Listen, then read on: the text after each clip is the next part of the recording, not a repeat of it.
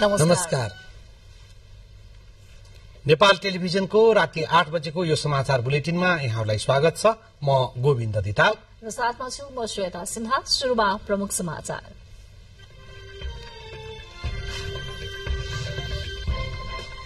सहकारी प्रकरणमा गृहमन्त्री लामिछानेको कुनै संलग्नता नरहेको प्रधानमन्त्रीको संसदलाई जवाब।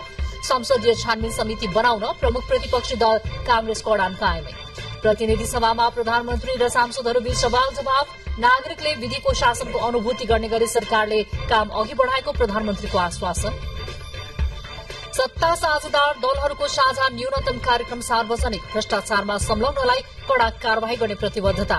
साझा कार्यक्रम जनता र राष्ट्रिय हितमा केन्द्रित भएको प्रधानमन्त्रीको भनाई। गोर्खाको गण्डकी गाउँपालिकामा 100 मेगावाट क्षमताको सुपर त्रिशुली जलविद्युत योजनाको काम अघि बढ़्यो। आयोजना अन्तर्गत विद्युत गृह निर्माणको काम शुरू। गाजामा युद्ध जारी रहँदा भोकमरीको अवस्था भयावह बन्दै। खाद्यान्न र औषधि सहयोग गर्न अन्तर्राष्ट्रिय समुदायलाई अमेरिकी विदेश मन्त्री ब्लिंकेनको आग्रह। र काठमाडौँमा रहनुभएका आईसीसी अध्यक्ष बार्क्लेद्वारा नेपाली खेल पदाधिकारीसँग भेटवार्ता। नेपाली क्रिकेटको विकास र विस्तारमा सक्दो सहयोग गर्ने प्रतिबद्धता व्यक्त।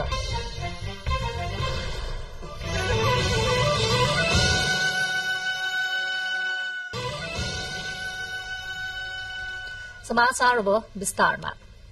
प्रधानमन्त्री पुष्पकमल दाहाल प्रचण्डले उप प्रधानमन्त्री एवं गृहमन्त्री रवि लामिछानेको सहकारी प्रकरणमा कतै पनि संलग्नता नदेखिएको बताउनु भएको छ।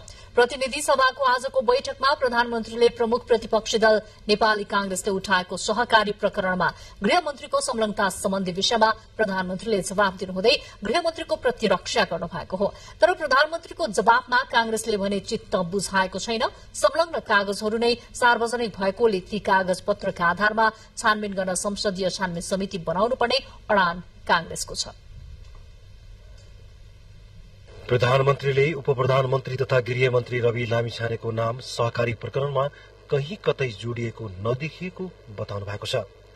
प्रमुख प्रतिपक्षी दल नेपाली कांग्रेस लगायतका दलहरूले केही दिनदेखि संसदमा उठाएको उप प्रधानमन्त्री एवं गृहमन्त्रीसँग सम्बन्धित विषयमा जवाब दिँदै हालसम्मको अनुसन्धानले लामिछाने सहकारीको संचालक समिति, लेखा समिति, ऋण समिति, कर्मचारी लगायत कुनै पनि जिम्मेवारी र भूमिकामा नरहेको पाइएको उल्लेख गर्नुभयो।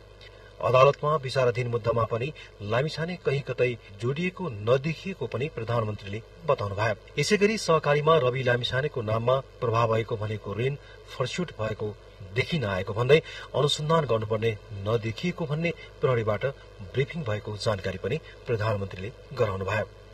एक पटक अनुसन्धान सकिएर अदालतमा मुद्दा दायर भइसकेको मुद्दामा यस्तो आधार प्रमाण बिनाको जाहेरी पुनः दर्ता गर्न आवश्यक नै हुँदैन सामान्यतः। त्यसैले प्रहरीले कानून बमोजिम नै उक्त जाहेरी छुट्टै दर्ता गर्न समेत उपयुक्त ठानेन र दर्ता गरेन। फेरि उहाँको नाममा प्रवाह भएको भनिएको ऋण फर्चुट भएको देखिन आएकोले उहाँको हकमा अनुसन्धान गर्नुपर्ने नदेखिएको भन्ने प्रहरीबाट ब्रिफिङ पनि प्रष्ट शब्दमा भएको थियो। प्रधानमन्त्री प्रचण्डले यसको शासन कायम गर्ने कुरामा आफूले कसैसँग कुनै पनि सम्झौता नगर्ने स्पष्ट गर्दै यसमा आफ्नो पार्टी र अरूको पार्टी भन्ने आग्रह र पूर्वाग्रह नराख्ने पनि बताउनुभयो। उहाँले यदि अनुसन्धानबाट कैफियत देखिएमा कसैलाई पनि कारवाही गर्न कुनै पनि कुराले रोक्ने छैन भन्नुभयो। यदि अनुसन्धानबाट केही कैफियत देखिएमा उहाँलाई कारवाही गर्न कुरामा पनि कसैले रोक्न सक्ने छैन। यो कुरा पनि म प्रष्टसँग राख्न चाहन्छु। मुद्दा बुझाइसक्दासम्म उहाँको नाममा उजुरी निवेदन केही छैन। उजुरी पर्नासाथ राजीनामा दिने हो भने के हुन्छ? ठाडो उजुरी दर्ता हुनासाथ राजीनामा दिने सहमति हामी गर्न सक्छौं त? प्रमुख प्रतिपक्षी नेपाली कांग्रेस लगायतका दलले सहकारी प्रकरणमा गृहमन्त्रीको नाम जोडिएको भन्दै केही दिनदेखि संसदमा निरन्तर अवरोध गर्दै आएका छन्। प्रतिनिधि सभाको बैठक शुरू हुन साथ विरोध जनाएको कांग्रेसका दीपक गिरीले सहकारी ठगी प्रकरणमा नाम जोडिएकाले गृहमन्त्रीमाथि छानबिनको माग गर्नुभयो।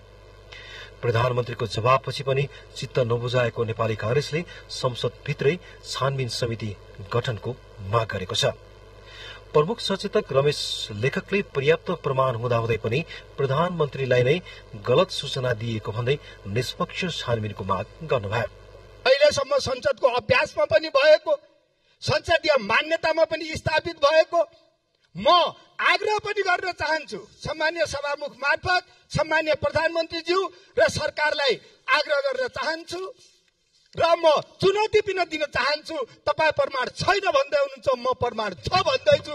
यही सदनभित्र छानबिन समिति गठन गरौं, प्रमाण छ कि छैन त्यो पनि हेरौं। संसदभित्रको सवाल जवाबपछि बाहिरिने क्रममा नेकपा एमालेका अध्यक्ष केपी शर्मा ओलीले सहकारी प्रकरणमा संसदीय छानबिन हुन नसक्ने भन्दै कांग्रेसले प्रतिशोधपूर्ण अभिव्यक्ति दिएको बताउनुभयो। सरकार भन्दा बाहिर हुने बित्तिकै नेपाली कांग्रेस जस्तो पार्टीले कुनै आवेश उत्तेजना देखाउने, आग्रह देखाउने अनि प्रतिशोधी खालका अभिव्यक्ति क्रियाकलाप गर्ने र संसद अवरुद्ध गर्ने जस्तो क्रियाकलाप गर्नु हुँदैन। आफ्नो विषयमा प्रमुख प्रतिपक्षले संसदमा निरन्तर उठाएको प्रश्नमा उपप्रधानमन्त्री तथा गृहमन्त्री रवि लामिछानेले कांग्रेसले सामान्य उजुरीमा नै संसदीय छानबिन माग गरेर गलत अभ्यास सिकाउन खोजेको टिप्पणी गर्नुभयो। लामो राजनीतिक इतिहास भएका संसदमा भएका साथीहरू आज एउटा उजुरीमा, ठाडो उजुरीमा चाहिँ संसदै अवरुद्ध गर्ने, समिति नै बनाउने, राजीनामा नै माग्ने हो भने त्यसमा अडिरहनुका साथीहरूलाई नेपाली कांग्रेसका नेता डाक्टर शेखर कोइरालाले गृहमन्त्रीका बारेमा प्रधानमन्त्रीको जवाफ झुटो भएको भन्दै छानबिन समितिको मागमा कांग्रेस अडिग रहेको बताउनुभयो। राजनीतिमा त उहाँले आफैले सोच्नु पर्यो नि त। उहाँलाई यत्रो प्रश्न चिन्ह भइसकेपछि उहाँले सोच्नु पर्यो। प्रधानमन्त्रीले त झुटो बोल्नु भएको छ। के भन्नुभयो भन्ने कुरा होइन, नेपाली कांग्रेसले के भन्छ भन्ने कुरा इम्पोर्टेन्ट हो। नयाँ गठबन्धनको सरकारमा सहभागी भएपछि कांग्रेसले उपप्रधानमन्त्री तथा गृहमन्त्री रवि लामिछानेको नाम सहकारी ठगी प्रकरणमा जोडिएको भन्दै विरोध गर्दै आएको छ।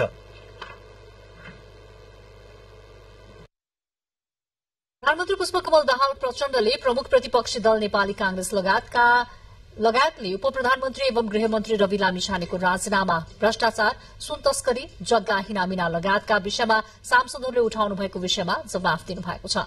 एउटा विशेष राजनैतिक परिस्थितिमा नयाँ गठबन्धनको सरकार बनेको भन्नुहुँदै प्रधानमन्त्रीले सुशासन कायम गर्दै सामाजिक न्याय र आर्थिक सामाजिक विकासको मार्ग अघि बढ़ाउने कामलाई वर्तमान सरकारले आफ्नो मुख्य लक्ष्य मानेको स्पष्ट पार्नुभयो। प्रतिनिधि सभाको मंगलबारको बैठकमा सांसदहरूले उठाउनु भएको जनजीविकासँग सम्बन्धित विभिन्न विषयमा सांसदहरूको जिज्ञासामा प्रधानमन्त्रीले सबै नागरिकले विधिको शासनको अनुभूति गर्ने गरी सरकारले काम अघि बढ़ाएको बताउनुभयो। प्रधानमन्त्रीको रूपमा सरकारको नेतृत्व सम्हालेको शुरूको दिनबाटै आफूले नागरिक केन्द्रित शासन प्रणाली स्थापित गर्न लागि परिरहेको प्रधानमन्त्री प्रचण्डले बताउनुभयो। मंगलबारको बैठकमा विभिन्न राजनैतिक दलका 1 दर्जन बढ़ी सांसदहरूले प्रधानमन्त्रीसँग प्रश्न गर्नुभएको थियो। नेकपा एमालेका सांसद गोकुल बास्कोटा गेम चेन्जर रहेको सुनकोशी तेस्रो परियोजना जुन बंगलादेशसितको सहकार्यमा गर्ने भनिएको छ, त्यसको निर्माण कार्य कहाँ पुगेको छ? आयोजनाको अध्ययन प्रतिवेदन, डिजाइन तथा ड्रइङ सम्बन्धी कागजातहरू बंगलादेश पक्षलाई उपलब्ध गराइएको छ। माओवादी केन्द्रका सांसद जनार्दन शर्मा प्रदेश प्रहरी समायोजनको कामबारे आलटाल भइरहेको समायोजन कहिले हुन्छ? प्रहरी समायोजन ऐन 2076लाई संशोधन गर्ने विधेयक र नेपाल प्रहरी र प्रदेश प्रहरी कार्य सञ्चालन, सुपरिवेक्षण र समन्वय ऐन 2076लाई संशोधन गर्ने विधेयक संसदको यसै अधिवेशनमा पेश गर्ने गरी तयार भइरहेको छ।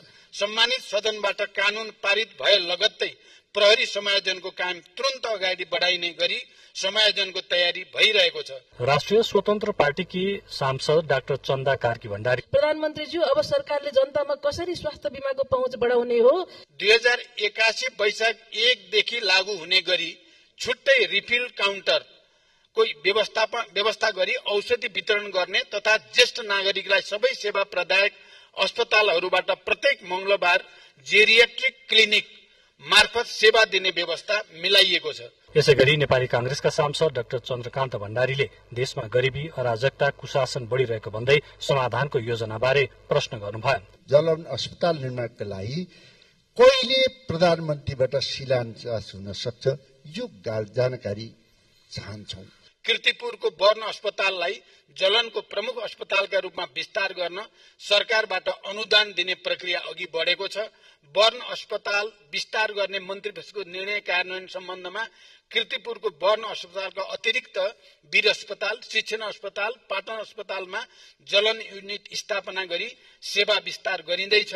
एमालेका सांसद चन्द्रबहादुर विश्वकर्माले राप्ती राजमार्गको अवस्था र पुल निर्माणका साथै उत्पीडित दलित वर्ग उत्थान विकास समिति, वादी विकास समिति र पिछड़ा वर्ग उत्थान विकास समितिलाई किन उपेक्षित गरिएको भन्दै प्रश्न गर्नुभयो। एमालेका सांसद गंगा प्रसाद यादवले तराई मधेसलाई मरुभूमिकरणबाट जोगाउन सरकारसँग योजना के छ भन्दै गर्नुभएको प्रश्नमा प्रधानमन्त्रीले आवश्यकता र प्राथमिकताको आधारमा तीनै तहका सरकारका चालू आर्थिक वर्षको बजेट नघट्ने गरी सम्बोधन गर्न नीतिगत व्यवस्था गरिएको बताउनुभयो।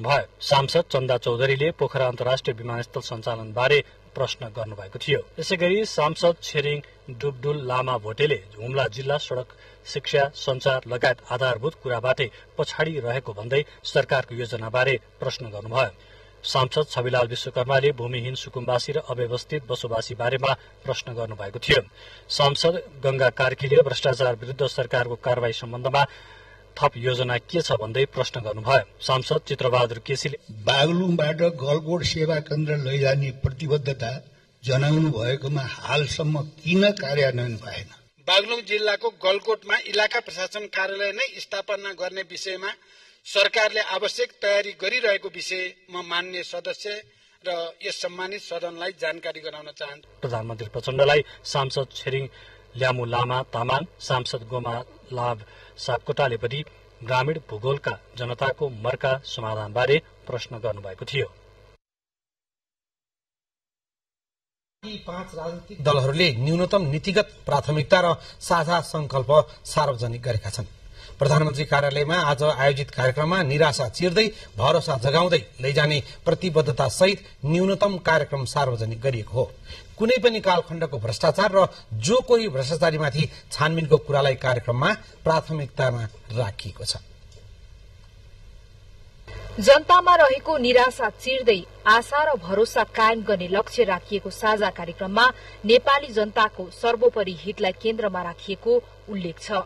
पूर्व अर्थमन्त्री एवं एमाले उपाध्यक्ष विष्णु प्रसाद पौडेलले साझा न्यूनतम कार्यक्रम सार्वजनिक गर्नुहुँदै नीति तथा कार्यक्रममा संविधानको मर्म र भावना विपरीत राज्य सञ्चालनमा देखिएका विचलन रोकी संघीय लोकतान्त्रिक गणतन्त्रलाई सुदृढ गर्ने प्रतिबद्धता व्यक्त गर्नुभयो।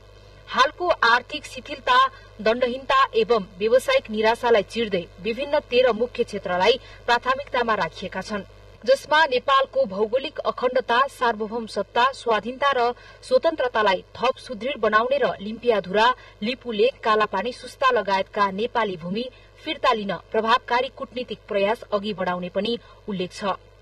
लिम्पियाधुरा, लिपुलेक, कालापानी, सुस्ता लगायतका नेपाली भूमि फिर्ता लिन प्रभावकारी कूटनीतिक प्रयास अगाडि बढाउने, सीमाको प्रभावकारी व्यवस्थापन गर्ने, नेपालको हित संरक्षण र प्रवर्धन हुने गरी विद्यमान सन्धि संस्थाहरूको पुनरावलोकन गर्ने, आवश्यकता अनुसार नयाँ सन्धि संस्थाहरू गर्ने, द्विपक्षीय र बहुपक्षीय संस्थामा आबद्धता वृद्धि गर्ने, राष्ट्रियता, राष्ट्रिय सुरक्षा, परराष्ट्र सम्बन्ध, प्रमुख आर्थिक विषय एवं रणनीतिक पूर्वाधार लगायतका राष्ट्रका आधारभूत विषयहरूमा राष्ट्रिय सहमति निर्माणको लागि प्रयास गर्ने, नागरिकता वितरणको कार्यलाई सहज बनाउने, गैर आवासीय नेपाली डायस्पोराहरूको सिप पुँजी राष्ट्रिय हितमा प्रयोग गर्दै उनीहरूको जायज चासोलाई सम्बोधन गर्ने।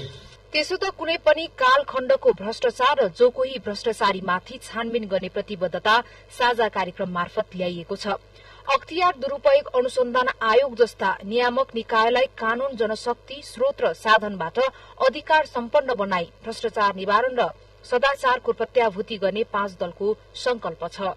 सन् 2030 भित्र दिगो विकास लक्ष्य हासिल गरी सम्मानजनक माध्यम आय भएको अर्थतन्त्र निर्माण गर्ने लक्ष्य पनि कार्यक्रममा राखिएको छ।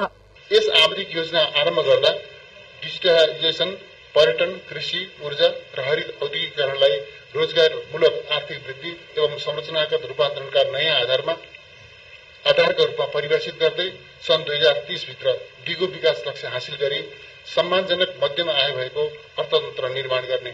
त्यस्तै शेयर बजारलाई नीतिगत सुधार मार्फत चलायमान बनाउनदेखि हरित वित्तको परिचालन र 15औं आवधिक योजनाको वस्तुनिष्ठ मूल्याङ्कनसम्मका विषयहरू कार्यक्रममा समेटिएका छन्। सरकारले आर्थिक शिथिलता अन्त्य गर्ने, वित्तीय संस्थालाई विसंगति मुक्त बनाउने र सार्वजनिक सुधार गर्ने तथा छरितो सेवा प्रवाहसँगै सुशासन कायम गर्ने कार्यक्रममा उल्लेख छ।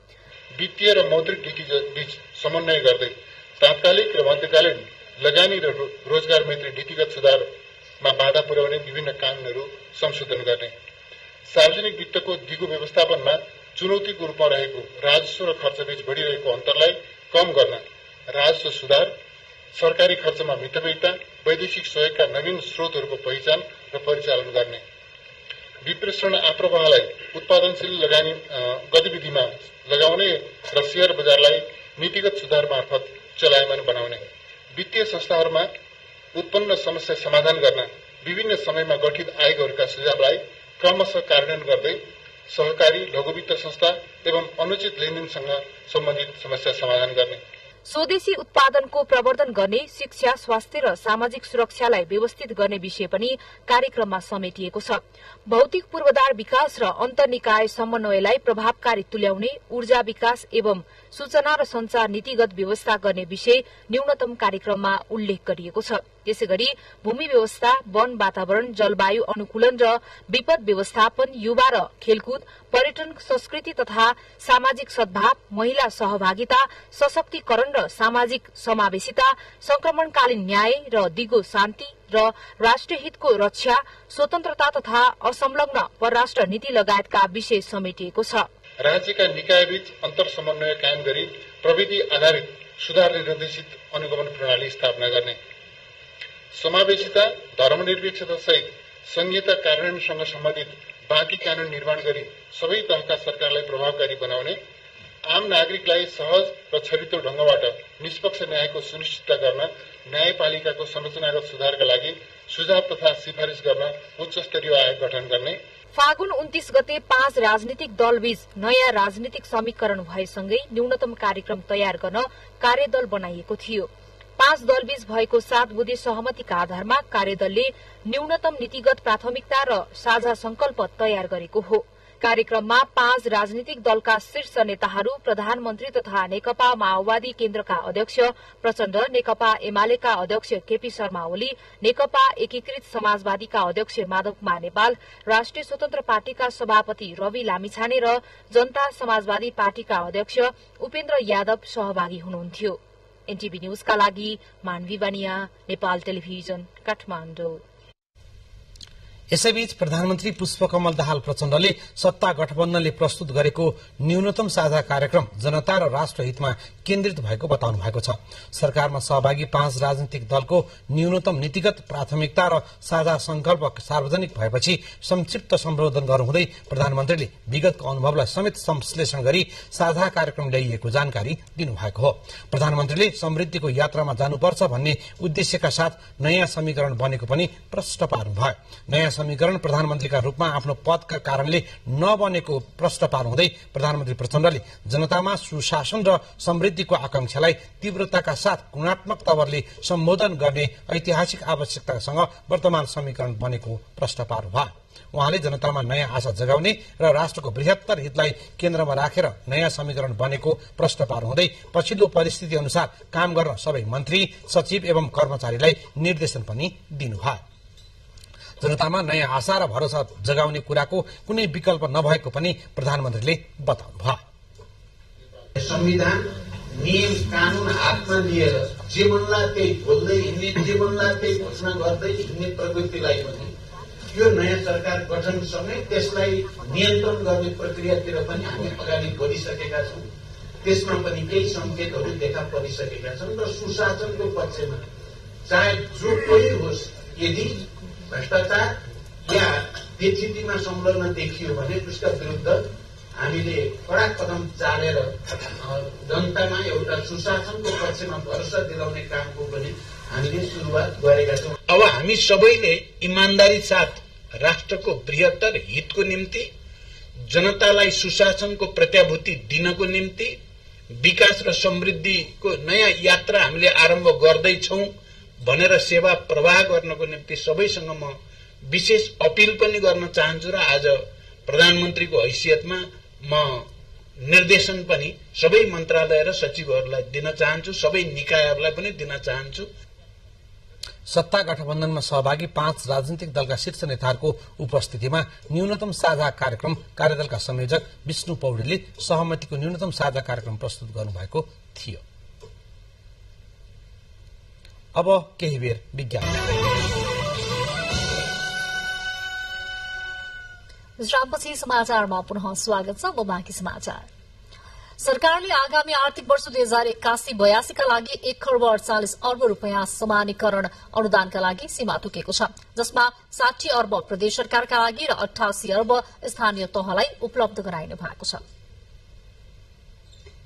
राष्ट्रिय प्राकृतिक स्रोत तथा वित्तीय आयोगले मुख्य 3 आधार बनाएर वित्तीय समानीकरण अनुदान उपलब्ध गराउने जनाएको छ। आयोगले न्यूनतम सूत्र र कार्य सम्पादनका आधारमा प्रदेश सरकार तथा स्थानीय तहलाई समानीकरण अनुदान उपलब्ध गराउने भएको हो।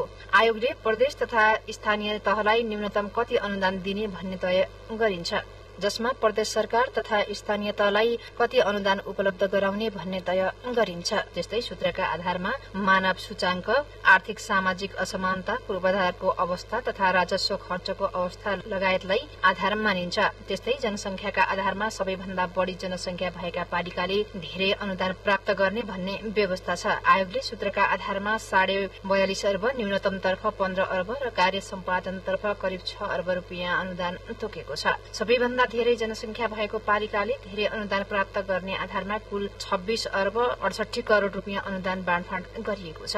आयोगले कुल समानीकरण अनुदान 1 खर्ब 48 अर्ब रूपियाँ मध्ये प्रदेश सरकारका लागि 60 अर्ब रूपियाँ र स्थानीय तहलाई करिब 88 अर्ब रूपियाँ अनुदान उपलब्ध गराउने भएको हो। प्रदेश र स्थानीय सरकारले प्राप्त गर्ने न्यूनतम वित्तीय समानीकरण अनुदान कुल वित्तीय समानीकरण अनुदानको क्रमशः 25% र 30.32% रहने गरी निर्धारण गरिएको छ। आयोगले प्रदेश सरकारका लागि 17 वटा र स्थानीय तहका लागि 11 वटा कार्य सम्पादनका लागि सूचक तोकेको छ। यसैका आधारमा प्राप्त अंकका आधारमा प्रदेश तथा स्थानीय तहले अनुदान प्राप्त गर्न सक्नेछन्। समानीकरण अनुदान चाहिँ सिफारिस 3टा आधारहरू लिएका छन्। जस्तो एउटा चाहिँ न्यूनतम भन्छ, पनि अब एउटा स्थानीय तह छ हैन, सम्भावनाहरू फरक हुन्छन्, त्यो पपुलेसन फरक हुन्छ। त्यसको आधारमा न्यूनतम त्यहाँभन्दा नघट्ने गरेर त्यहाँको पपुलेसन, त्यहाँको जियोग्राफी सबै हेरेर यति भन्दा नघट्ने र यति भन्दा नबढ्ने भन्ने हिसाबले चाहिँ त्यो चाहिँ 15 अर्ब छ प्रदेश सरकारको लागि छ भने स्थानीय तहको लागि 26 अर्ब 68 करोड चाहिँ त्यसो सिफारिस भएको छ।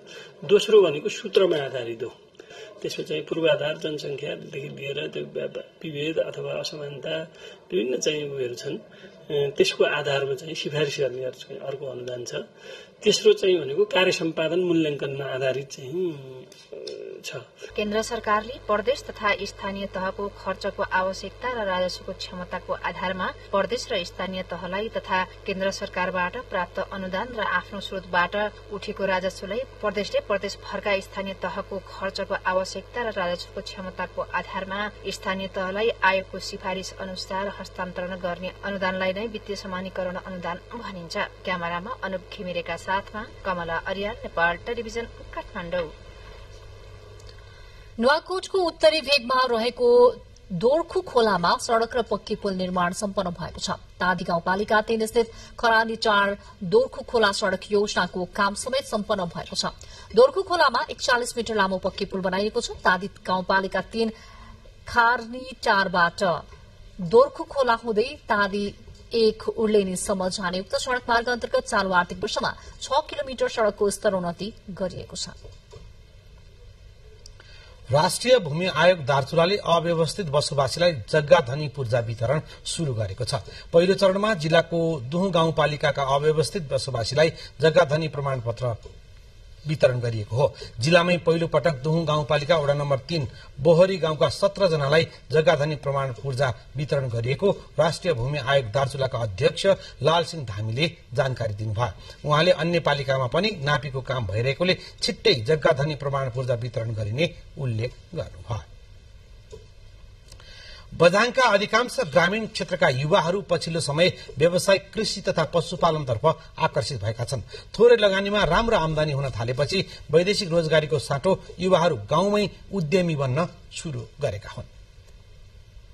पछिल्लो समय बझाङका अधिकांश ग्रामीण क्षेत्रका युवाहरू व्यावसायिक कृषि पशुपालन तथा मौरी व्यवसायमा आकर्षित भएका छन्। व्यवस्थित तरिकाले काम गर्दा सानो लगानीले पनि गाउँमै राम्रो आमदानी गर्न सकिने भएकोले कृषितर्फ आकर्षित भएको बताउँछन् 26 पातेभेरा गाउँपालिकाका कृषि व्यवसायी महेश धामी। आएर चाहिँ मैले बरु आफ्नै गाउँठाउँका वासीहरूलाई म सेवा दिन्छु भन्ने हिसाबले मैले एउटा आफै भनौँ न अर्गानिक तरकारीमा लागेको। काठमाडौँमा व्यावसायिक कृषि सम्बन्धी तालिम लिएर गाउँ फर्केका धामीले वर्षमा 3 देखि 4 लाखसम्म मुनाफा कमाउने गरेको बताउँछन्। धामी जस्तै 3 वर्ष भारतमा बसेका बुङ्गल नगरपालिका 5 खेतुवाका लालबहादुर मल्ल अहिले गाउँमै व्यस्त छन्। मौरी पालन सम्बन्धी तालिम लिएका उनले अहिले 18वटा घरमा मौरी पालेका छन्। आधुनिक घरमा मौरी पालन सफल हुँदैन भन्ने धेरैका भनाइलाई गलत प्रमाणित गर्दै उनले अहिले मह बेचेर वर्षमा 1.5 लाखदेखि 2 लाख रुपियाँ कमाइ गरेका छन्। 3 जना चाहिँ लगभग 10-15 गोला चाहिँ माउरी हामीसित रहन्छ। विभिन्न शहरमा रहेका तथा वैदेशिक रोजगारीमा गई फर्केकाहरूले समेत आफूले सिकेको ज्ञान सिपको प्रयोगले गाउँमै राम्रो आमदानी गर्न सफल भएका छन्। धामी र मल्ल जस्तै अन्य धेरै युवाहरू अहिले गाउँमै रहेर कृषिमा आधारित लघु उद्यम सञ्चालन गरिरहेका छन्। मेहनत गरे भने आफ्नै गाउँमा राम्रो आमदानी गर्न सकिने प्रशस्त सम्भावना रहेकोले विदेश जानुपर्ने बाध्यता नरहेको उनीहरूको बुझाइ छ। नेपाल टेलिभिजनका लागि सुभाष सिंह कठायत, बझाङ। अब फेरि केही बेर विज्ञापन।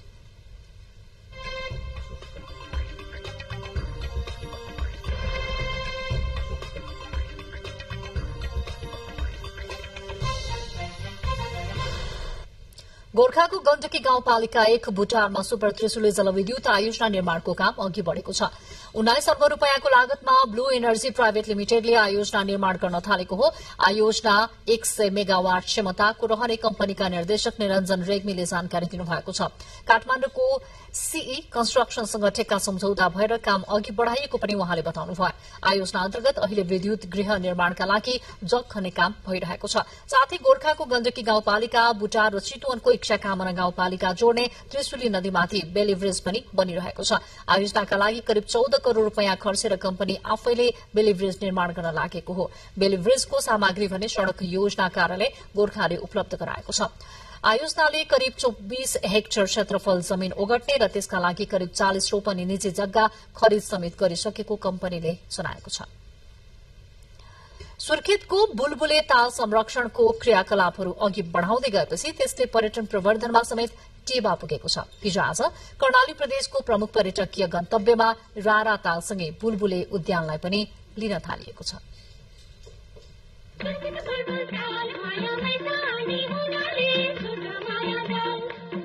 अहिले जस्तो यातायात संसार र घुम्ने संस्कार विकास नभएको त्यस समयमा बुलबुले उद्यानको प्रचार प्रसारमा गीत संगीतले ठूलो योगदान दिए। गीत संगीतले बुलबुले उद्यानलाई मात्र नभई सिंगो सुर्खेतलाई नै देशभर चिनाए। विगत 5 दशक भन्दा बढी नै भयो सुर्खेतका कलाकारहरूले सुर्खेतको बुलबुले ताललाई गीत संगीतबाट देश स्वदेश मात्रै नभएर विदेशमा पनि चिनाएका छन्। अहिले कर्णाली प्रदेशको प्रमुख पर्यटकीय गन्तव्यमा रारासँगै बुलबुले उद्यानलाई पनि लिइन्छ। काम विशेषले कर्णाली प्रदेश आउनेदेखि रारालाई मुख्य गन्तव्य बनाउनेले समेत गीत संगीतकै प्रभावमा बुलबुले पुग्ने गर्दछन्। बुलबुले घुम्न आउने आगन्तुकको गीत संगीतमा चर्चा गरिए चाहिँ ताललाई समय अनुकूल व्यवस्थापन गर्न सुझाव छ। गीत संगीतहरूले भरिपूर्ण छ, तर यहाँको व्यवस्थापन कमजोर छ। नगर विकास समितिले हेर्नुपर्ने हो। केही वर्ष अघिसम्म उद्यानको मानव निर्मित तालमा ढुङ्गा सञ्चालन हुने गर्दथ्यो, तर अहिले तालको पानीमाथि फैलिएको झारपातले सुन्दरतामा असर गरेको छ। हाल सुर्खेत उपत्यका नगर विकास समितिले ढुङ्गा चलाउनु पूर्व तालमा फैलिएको झारपात हटाउन थालेको छ। यो कार्यपालिकामा हाम्रो बस पनि भएको छ र यो हामीले पछि निर्माण गरेको ताल हो। पहिला यस्तो ताल थिएन, अहिले ठुलो निर्माण गरिसकेपछि यसलाई हामीले केही समयभित्र यसलाई सरसफाई गरेर ढुङ्गा चलाउँदैछौँ। गीत संगीतकै कारण बुलबुले तालको प्रचार देशव्यापी रूपमा भएको छ, तर गीत संगीतले जसरी बुलबुले तालको प्रबन्धन गरेका छन् त्यसै गरी यहाँको स्थानीय सरकार र प्रदेश सरकारले बुलबुले उद्यानको विकासमा जोड गरिँदा यहाँ आउने पर्यटकहरू भने निराश हुने गरेका छन्। मानबहादुर ओली, नेपाल टेलिभिजन, कर्णाली प्रदेश, सुर्खेत। 8वटा अले परिचित बन्दै गरेको इलाममा अमृतसर खेतीबाट किसानहरूले आकर्षक आमदानी लिन थालेका छन्। अमृतसरको घाँस गाईवस्तुलाई खुवाउने तथा फूलबाट पनि उनीहरूले आमदानी लिने गरेका हुन्। अम्लिसो खेतीबाट इलामका किसानलाई दोहोरो आमदानी हुने गरेको छ। घाँस वस्तुलाई र फूल घर आँगनमा सफा गर्न प्रयोग हुन्छ। अम्लिसोको कुचो बेचेर आमदानी भइरहेको छ। इलामका किसानको एक महत्वपूर्ण आमदानीको रूपमा अम्लिसो रहेको हो। हाल कुचो 70 देखि 75 रुपियाँसम्म प्रति किलो बिक्री भइरहेको व्यवसायी युवराज पोखरेलले बताउनुभयो। यो साल गत वर्षको तुलनामा चाहिँ भाउ न्यून छ, कृषकहरूले मार्फत रहेछ। गत वर्ष यो सिजनमा 130 देखि 140 रुपियाँ प्रति केजी थियो भने अहिले 70 देखि 75 रुपियाँ प्रति केजी मात्रै बिक्री हुँदैछ। पूर्वी पहाडी जिल्लामा यसको व्यावसायिक खेती हुने गरेको छ। कुचोका लागि प्रयोग हुने अम्लिसोको फूलबाट मूल्य राम्रो पाइने भएपछि किसानको आमदानीको मुख्य स्रोत भएको हो। बहुवर्षीय बहुउपयोगी घाँस अम्लिसोको फूल नै कुचो हो। डाँठ सहितको फूल घर आँगन बढार्न प्रयोग हुन्छ। यसको डाँठ दाउराका रूपमा प्रयोग हुन्छ। यसको पात गाई वस्तुलाई घाँसमा प्रयोग हुन्छ। बहुउपयोगी अम्लिसोको यहाँका किसानले व्यावसायिक खेती गर्दै आएका हुन्। बहुउपयोगी भएपछि अन्न उत्पादन गर्ने बारी मासेर पनि प्रयोग हुन थालेको छ। यहाँका किसान 1 क्विन्टलदेखि 20 क्विन्टलसम्म संकलन गरी बिक्री गर्दै आएको माङसेबुङका व्यवसायी बालकृष्ण बस्नेतले बताउनुभयो। अब यो पुस 20 देखि सुरु भएर चैतसम्म यहाँ कुचो किनबेच भइरहन्छ। हामी यस क्षेत्रका किसानहरूको कुचो यहीँबाट लिएर चापाका दुलाबारी बिर्तामोटका व्यापारीहरूलाई दिने गर्छौँ। अम्लिसो खेती एक पटक लगाएपछि 12-15 वर्षसम्म हरियो घाँस र फूलबाट आमदानी लिन सकिन्छ।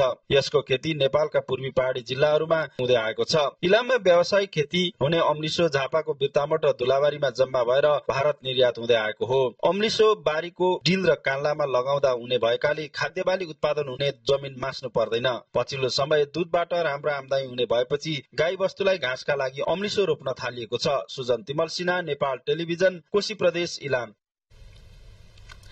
कथाकार परशु प्रधानको 80 वर्षको उमेरमा निधन भएको छ। उहाँको हिजो राति आफ्नै निवासमा निधन भएको हो। स्वर्गीय प्रधानका 2 छोरा र 2 छोरी हुनुहुन्छ। उहाँको आजै पशुपति आर्यघाटमा दाह संस्कार गरिएको छ। स्वर्गीय प्रधानले 2016 सालमा जीवन पथ कविताबाट साहित्यिक यात्रा आरम्भ गर्नुभएको थियो। उहाँका वक्ररेखा, फेरि आक्रमण, एउटा अर्को दन्त्य कथा, असम्बद्ध, समुद्रमा अस्ताउने सूर्य, प्रतिनिधि कथाहरू, एउटा क्रान्ति पुरुषको जन्म, कथा र रचना गर्व, the little Buddha in Tokyo, Parshu प्रधानको उत्कृष्ट कथा, नेप्लिज लभ स्टोरी र धनिया कथा संग्रह प्रकाशित भएका छन्। बुलेटिनको बीचमा प्रमुख समाचार एकपटक फेरि। सहकारी प्रकरणमा गृहमन्त्री लामिछानेको कुनै संलग्नता नरहेको प्रधानमन्त्रीको संसदलाई जवाब। संसदीय छानबिन समिति बनाउन प्रमुख प्रतिपक्षी दल कांग्रेसको अडान कायमै। प्रतिनिधि सभामा प्रधानमन्त्री र सांसदहरू बीच सवाल जवाब। नागरिकले विधिको शासनको अनुभूति गर्ने गरी सरकारले काम अघि बढाएको प्रधानमन्त्रीको आश्वासन। सत्ता साझेदार दलहरूको साझा न्यूनतम कार्यक्रम सार्वजनिक। भ्रष्टाचारमा संलग्नलाई कड़ा कारवाही गर्ने प्रतिबद्धता। साझा कार्यक्रम जनता र राष्ट्रहितमा केन्द्रित भएको प्रधानमन्त्रीको भनाई। गोर्खाको गण्डकी गाउँपालिकामा 100 मेगावाट क्षमताको सुबर त्रिशुली जलविद्युत आयोजनाको काम अघि बढ्यो। आयोजना अन्तर्गत विद्युत गृह निर्माणको काम शुरू। गाजामा युद्ध जारी रहँदा भोकमरीको अवस्था भयावह बन्दै खाद्यान्न र औषधि सहयोग गर्न अन्तर्राष्ट्रिय समुदायलाई अमेरिकी विदेश मन्त्रीको आग्रह। र काठमाडौँमा रहनुभएका आईसीसी अध्यक्ष बाक्लेद्वारा नेपाली खेल पदाधिकारीसँग भेटवार्ता। नेपाली क्रिकेटको विकास र विस्तारमा सक्दो सहयोग गर्ने प्रतिबद्धता। विश्वका विभिन्न देशमा बसोबास गरिरहेका नेपाली भाषी र जातिलाई एकीकृत गरी नेपाली भाषा र संस्कृतिको संरक्षण गर्न एसोसिएसन अफ नेपाली ओरिजिन गठन गरिएको छ। थाइल्याण्डको राजधानी ब्याङ्ककमा सम्पन्न 27 देशका नेपाली मूलका सामाजिक अभियन्ताहरूको भेलाले हाल अमेरिकामा बसोबास गर्दै आउनुभएका समाजसेवी दिल्ली अधिकारीको अध्यक्षतामा 54 सदस्यीय कार्य समिति गठन गरेको हो। भूटानमा जन्मनुभएका नेपाली मूलका Adhikari international welfare and support foundation of अमेरिकाको अध्यक्ष पनि हुनुहुन्छ। फाउन्डेशनकै सहयोग र समन्वयमा ब्याङ्ककमा नेपाली भाषीहरूको पहिलो महाधिवेशनको आयोजना गरिएको छ। महाधिवेशनको उद्घाटन गर्दै थाइल्याण्डका लागि नेपाली राजदूत धनबहादुर ओलीले विश्वमा रहेका नेपाली भाषीहरूलाई एकताको सूत्रमा बाँध्न ANO सफल हुने विश्वास व्यक्त गर्नुभयो। ANOका अध्यक्ष अधिकारीले संसारमा छरिएर रहेका नेपाली भाषीलाई एकताको एउटै मालामा गाँच्ने भावना र उद्देश्यले association of Nepali origin ANO स्थापना गरिएको जानकारी दिनुभयो। संस्थाका उपाध्यक्ष वरिष्ठ अधिवक्ता सुशील कुमार पन्तले विभिन्न 45 भन्दा बढ़ी मुलुकका नेपाली भाषी अभियानमा जोडिएको बताउनुभयो। वर्षातको समयमा खेर जाने पानीको उचित संरक्षण गरी पानीलाई स्वच्छ र गुणस्तरीय बनाई उपभोक्तालाई वितरण गर्न सकेमा मात्र पानीको माग पूरा हुने खानेपानी मन्त्री राजेन्द्र कुमार राईले बताउनु भएको छ। स्मार्ट वास सोल्युशनले ललितपुरमा आयोजना गरेको वर्षातको पानी संकलन र व्यवस्थापन विषय क्षेत्रीय अन्तर्राष्ट्रिय सम्मेलनको समापन कार्यक्रममा मन्त्री राईले खानेपानी, घरेलु उपयोग, कृषि, अन्नबाली, तरकारी खेती, पशुपक्षी, मत्स्य पालन, सरसफाई र विकास निर्माणका लागि अति आवश्यक रहेको बताउँदै पानीको स्वच्छता र गुणस्तरमा ध्यान दिन सहज पानीको व्यवस्था मिलाउन सम्मेलनले महत्वपूर्ण भूमिका खेल्ने विश्वास व्यक्त गर्नुभयो।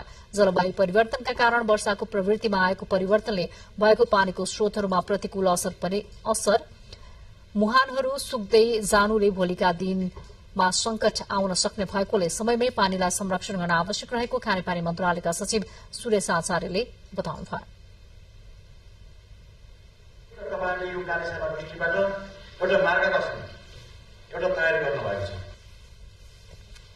स्वदेश तथा विदेशका पानी विज्ञहरूको सहभागिता रहेको सम्मेलनमा पूर्व मन्त्री गणेश शाहले पानीको शुद्धतालाई ध्यान दिएर आकाशे पानीको संरक्षण गरी सुक्खा याममा पानीको आपूर्ति गर्न विज्ञहरूले राखेको सल्लाह सुझावलाई पालना गर्नु आवश्यक रहेको उल्लेख गर्नुभयो। 2 दिनसम्म सञ्चालन भएको सम्मेलनमा सहभागी विज्ञहरूले स्वच्छ खानेपानीको अभाव पूर्ति गर्न प्रकृतिले दिएका आकाशे पानीलाई संकलन गरी ताजा राख्ने प्रविधिका बारेमा जानकारी गराइएको थियो। अब केही अन्तर्राष्ट्रिय समाचारहरूको क्रम। युद्धविरामको चर्चा चलेसँगै शान्तिपूर्वक बाँच्ने आशामा बाँचेका प्यालेस्टाइनीहरू थप निराश बन्दै गएका छन्। गाजामा युद्ध जारी रहँदा भोकमरीको अवस्था भयावह बन्दै गएको बीबीसीले जनाएको छ। गाजामा भोकमरीको अवस्था त्रासदीपूर्ण रहेको कुरालाई अमेरिकाले पनि पुष्टि गरेको छ र सहायताका लागि आह्वान गरेको छ। गाजाको सम्पूर्ण जनसंख्याले गम्भीर स्तरको खाद्य असुरक्षाको सामना गरिरहेको अमेरिकी विदेश मन्त्री एन्टोनी ब्लिंकेनले बताउनु भएको हो। समस्याको समाधानका लागि गाजामा सहायता सामग्रीको बढ़ीभन्दा बढ़ी ढुवानी आवश्यक रहेको उहाँको भनाइ थियो। फिलिपिन्सको औपचारिक भ्रमणका क्रममा ब्लिंकेनले फिलिपिन्समा आयोजित पत्रकार सम्मेलनमा खाद्य असुरक्षाको मापन गर्ने सबैभन्दा मान्य उपाय अपनाएर गरिएको अध्ययनले गाजामा 100% जनसंख्या तीव्र खाद्य असुरक्षाको गम्भीर स्तरमा रहेको देखाएको जानकारी दिनुभएको छ। यो गाजाको इतिहासमा नै सम्भवतः पहिलो जटिल खाद्य संकट भएको ब्लिंकेनको भनाइ थियो। ब्लिंकेनको यो भनाइ मध्यपूर्वका साउदी अरब र इजिप्टमा गाजा युद्ध विरामको लागि प्रयास र सहायता वितरण बढाउने प्रयासको बारेमा छलफल गर्न फर्कने तयारी भइरहँदा आएको हो। म्यानमारको रखाइन प्रान्तका ग्रामीण इलाकामा जारी हवाई आक्रमणबाट आफू चिन्तित भएको संयुक्त राष्ट्रसंघका प्रमुख एन्टोनियो गुटेरेसले बताउनु भएको छ। सेनाले गरेको हवाई आक्रमणमा कम्तीमा 20 जनाको मृत्यु भएको छ। महासचिव गुटेरेसले एक वक्तव्य जारी गर्दै सेनाले गरेको हवाई आक्रमणमा कैयौं सर्वसाधारणको मृत्युको घटनाले आफूलाई चिन्तित तुल्याएको उल्लेख गर्नुभएको छ। हालका हप्ताहरूमा आराकन लडाकुहरूले मिनब्याको राजधानी सिटवेको पूर्वमा अवस्थित उक्त बजारसँग केन्द्रको सम्पूर्ण सम्पर्क विच्छेद गराइदिएका छन्। यस्तै अर्को विस्फोटको घटनामा परि 23 जनाको मृत्यु भएको छ र 18 जना घाइते भएको अन्तर्राष्ट्रिय समाचार संस्थाहरूले जनाएका छन्। अब फेरि केही बेर विज्ञापन।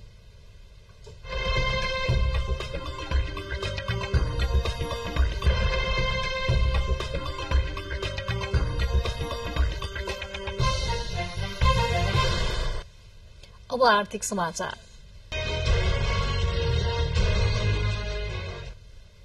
श्रम रोजगार तथा सामाजिक सुरक्षा मन्त्री डोल प्रसाद अर्यालले वैदेशिक रोजगार तथा मन्त्रालय सम्बन्धी हरेक कामलाई व्यवस्थित गर्न आफू लागिरहेको बताउनु भएको छ। पत्रकारसँगको अन्तर्क्रियामा मन्त्री अर्यालले आफूले मन्त्रालय अन्तर्गत विगतका मन्त्रीले गर्नुभएका राम्रा निर्णयलाई निरन्तरता दिने तथा श्रमिकका हित विपरीतका निर्णय खारेज गर्ने बताउनुभयो। वैदेशिक रोजगारीमा जानेका लागि दिइने अभिमुखीकरण तालिमको शुल्क बढ़ाउने निर्णय गलत भएका कारण सो निर्णय लागू नहुने उहाँले जिकिर गर्नुभएको छ। यस्तै फ्री भिजा फ्री टिकटको व्यवस्थाबारे विज्ञ तथा नागरिकहरूको सुझाव संकलन गरेर मात्र अघि बढ़ने उहाँले बताउनुभयो। नेपाल सरकार र नेपाल सरकार बीच र नेपालको मेन पावर र इजरायलको मेन पावर बीच कुनै पनि B2B मा काम गर्ने गरी कुनै पनि आदान प्रदान डकुमेन्टेसन भएको छैन र यो कुनै सम्झौताहरू भएको छैन र यो चाहिँ हामीले अहिले G2G-मा जुन TLP र अर्को चाहिँ R9 जुन छ त्योभन्दा बाहेक अहिले इजरायलमा छैन। यस्तै मन्त्री अर्यालले श्रम स्वीकृति लिने विभागमा ठूलो भ्रष्टाचार र ठगी भएका कारण त्यसलाई व्यवस्थित गर्न आउँदो शुक्रबारदेखि 1 घण्टामा श्रम स्वीकृति लिन सक्ने व्यवस्था शुरू हुने जानकारी गराउनुभयो। एकछिनमा हुने काममा 6 महिना बढ़ी कुराउने काम भइरहेका कारण त्यस्ता विकृति अब छिट्टै हट्ने उहाँले जिकिर गर्नुभयो। अबदेखि श्रम स्वीकृतिका लागि वैदेशिक रोजगार विभागमा उपस्थित हुनु नपर्ने गरी जुन व्यक्ति जहाँ छ त्यहीबाट अनलाइन मार्फत लिन सकिने उहाँले बताउनुभयो। यस्तै आन्तरिक रोजगार दशक कार्यक्रम समय तालिका बनाई कार्यान्वयनमा लैजाने तथा प्रधानमन्त्री रोजगार कार्यक्रमलाई थप व्यवस्थित बनाउने तयारी रहेको उहाँले जानकारी दिनुभयो।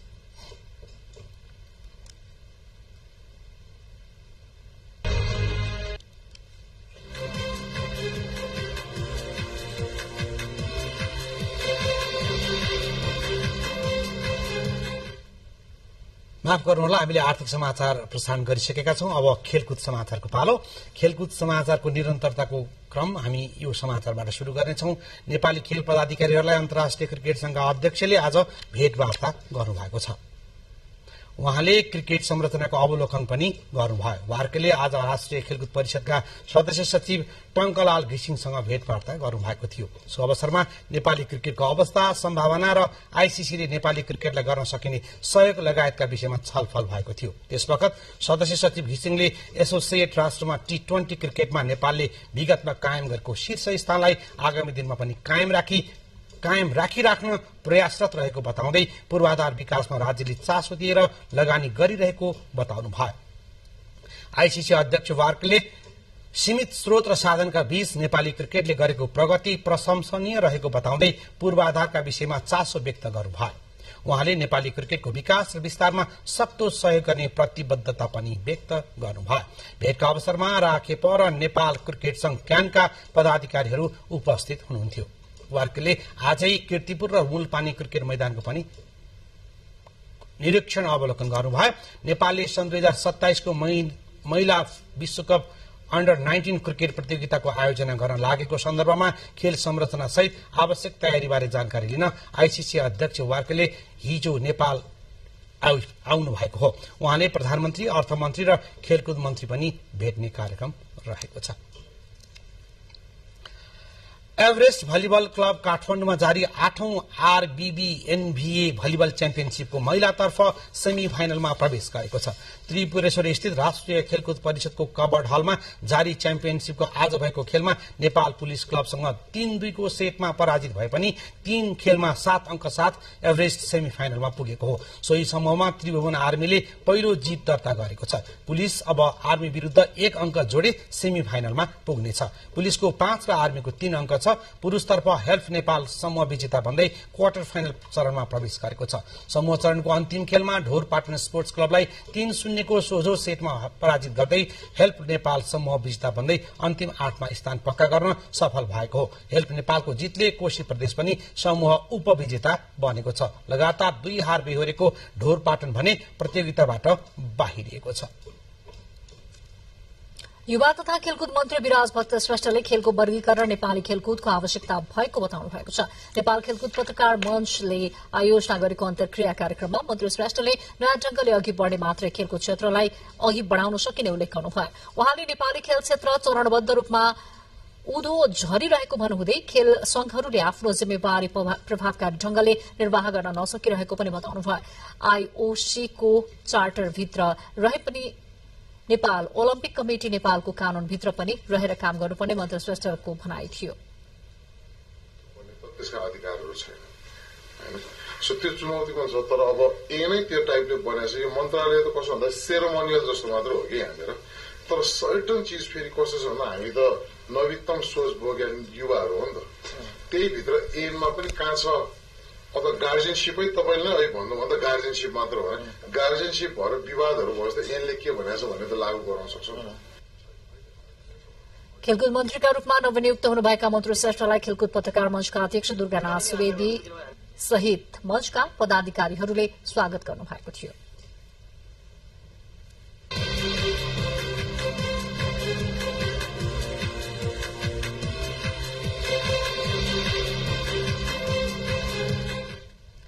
अब मौसम मधेश र कोशी प्रदेश लगायत देशको पहाड़ी भागमा आज आंशिकदेखि साधारणतया बदली रही एक दुई स्थानमा मेघगर्जनसहित छिटपुटदेखि हल्का वर्षाको सम्भावना रहेको छ। साथै उच्च पहाड़ी तथा हिमाली भागका एक दुई स्थानमा हल्का हिमपातको सम्भावना समेत रहेको मौसम पूर्वानुमान महाशाखाले जनाएको छ। अब मौसम सम्बन्धी थप विवरण।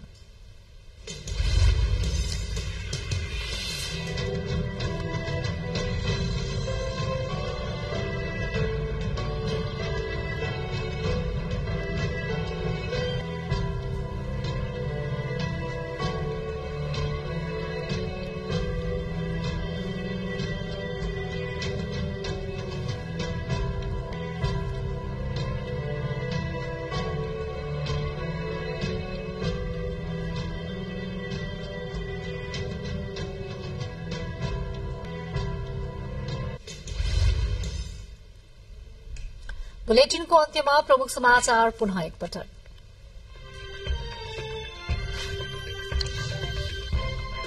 सहकारी प्रकरणमा गृहमन्त्री लामिछानेको कुनै संलग्नता नरहेको प्रधानमन्त्रीको संसदलाई जवाब। संसदीय छानबिन समिति बनाउन प्रमुख प्रतिपक्षी दल कांग्रेसको अडान कायम। प्रतिनिधि सभामा प्रधानमन्त्री र सांसदहरू बीच सवाल जवाब। नागरिकले विधिको शासनको अनुभूति गर्ने गरी सरकारले काम अघि बढ़ाएको प्रधानमन्त्रीको आश्वासन। सत्ता साझेदार दलहरूको साझा न्यूनतम कार्यक्रम सार्वजनिक। भ्रष्टाचारमा संलग्नलाई कड़ा कार्यवाही गर्ने प्रतिबद्धता। साझा कार्यक्रम जनता र राष्ट्र हितमा केन्द्रित भएको प्रधानमन्त्रीको भनाई। गोर्खाको गण्डकी गाउँपालिकामा 100 मेगावाट क्षमताको सुपर त्रिशुली जलविद्युत आयोजनाको काम अघि बढ़्यो। आयोजना अन्तर्गत विद्युत गृह निर्माणको काम शुरू। गाजामा युद्ध जारी रहँदा भोकमरीको अवस्था भयावह बन्दै खाद्यान्न र औषधि सहयोग गर्न अन्तर्राष्ट्रिय समुदायलाई अमेरिकी विदेश मन्त्री ब्लिंकेनको आग्रह। र काठमाडौँमा रहनुभएका आईसीसी अध्यक्ष वार्कलेद्वारा नेपाली खेल पदाधिकारीसँग भेटवार्ता। नेपाली क्रिकेटको विकास र विस्तारमा सन्तोष सहयोग गर्ने प्रतिबद्धता। हवस् त समाचार अहिलेलाई सकिएको छ। बिदा दिनुहोस्। नमस्कार।